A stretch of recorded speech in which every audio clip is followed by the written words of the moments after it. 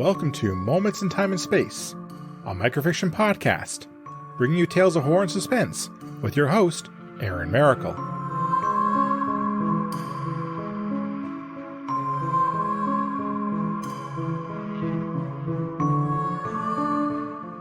Hello everyone.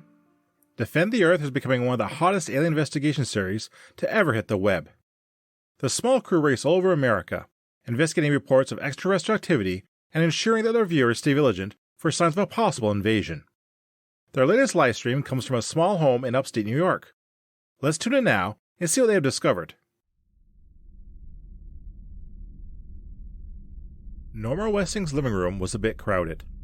There was a young fellow wearing a backward trucker hat, holding a camera, panning around until it focused on her face.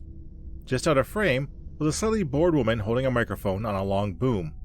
She tried to keep it out of frame, but it looked like she was failing. Across from Norma sat another nice young man. He had sharp facial features and was wearing a battered black leather jacket.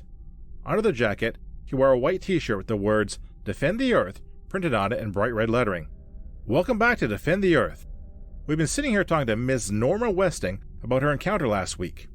We have heard the horrifying details of how little gray creatures tried to break into her home, and I cannot even bring myself to speculate what they wanted to do, the leather-clad host said. Norma, please continue your story. Thank you, Johnny, Norma said. After I saw 3 of those little bastards, can I say that? You sure can. Oh, good. 3 of those little bastards tried to get in my back door. I went upstairs, opened my bedroom window, and unloaded on them with a few rounds from my shotgun. Norma reached down beside her chair and held up the firearm in question. The cameraman zoomed in on a tight shot of the weapon, and Johnny whistled. That is an impressive gun. Norma, do you think you landed any hits? I think I did, because one of them stumbled back. Then those little creeps ran off into the woods. If I was younger, I would have chased after them and finished the job. I admire your bravery, Norma. People like you are why the Earth remains free of alien invaders. Why, thank you. Now, do you see which way they ran to the forest? I was hoping for my crew and I might be able to find more traces of them. Sure do. Right out the back door, there are 2 trees missing a lot of bark from my shotgun blasts. They ran right between those trees and deeper into the woods. Johnny stood up. Thank you, Norma. My crew and I are going to take a walk to see if we can find any sign of these aggressive aliens. Remember to stay vigilant. I sure will, Norma said. Stay vigilant. Johnny motioned and the broadcast crew fell in behind him.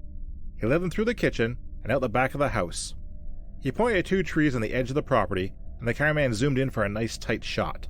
The bark of the trees looked like it had been torn off or blasted off by some force. There you have it, folks. The first breadcrumb for us to follow, Johnny said. The leather-clad host walked further into the woods. I cannot imagine what would have happened if Norma was not armed.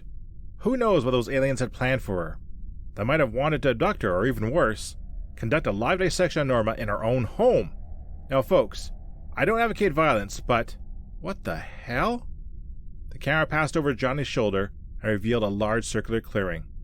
The camera panned over the clearing, showing 3 triangle-shaped burn marks around the edges. The camera lingered on each of them for a few moments to emphasize the strangeness of it all. Hey, check this out, the boom operator shouted. The cameraman spun his device to focus on one of the bushes near the boom operator. Splotches of blue goo clung to the parts of the bush, and Johnny came into frame. He took out a pen and pointed at the strange substance. See that? Norma said she thought she hit one of the invaders with her shotgun blast. This must be what passes for their blood, Johnny said. He wandered around the clearing, and the camera followed him. Johnny stopped before one of the triangle-shaped burn marks and slowly shook his head. This must be from their ship. It looks like a landing pad. Considering the distance between the marks, I would speculate that their craft was probably about 30 feet wide. Big enough to hold 2 or 3 of those terrible things. Johnny looked directly into the camera. There you have it, folks. Another case of alien invaders threatening our very existence. They can arrive anywhere and at any time, so we must be vigilant. Until next time, watch the skies and each other. The cameraman held up a hand and then closed it in a fist. And we're clear. Johnny let out a long breath, and the skin on his face began to darken. The pale skin took on a dark blue shade. His face rippled and changed, taking on a narrower shape with no nose and eyes set far apart. He fished out a packet of cigarettes from his coat pocket and began to light one up. What's the numbers look like? Pretty good, Johnny, the cameraman replied as his feature changed as well. Reached almost 20,000 during the live stream, and we should crack 300,000 on the replay. Johnny nodded. Good stuff. Whose idea was the blue goo? The Soundwoman raised her hand and smiled. That was me. I thought it'd make the humans really paranoid. It was a nice touch, Johnny said. Homer will be pleased to hear about our progress. 3 months on this planet, and we have raised a little paranoia about an alien invasion significantly. The cameraman gave a thumbs up. It was a brilliant idea to spook the humans to the point where they were ready to attack any aliens on sight. The Soundwoman stretched. It's a win-win. We get the humans to chase off anybody else trying to come to Earth, while we get to plunder this whole planet without any competition. You got that right, Johnny said. Now, let's go get Norma and move out. I hear New Jersey is a great area for our next broadcast. Let's see if we can work in the Jersey Devil into our show this time.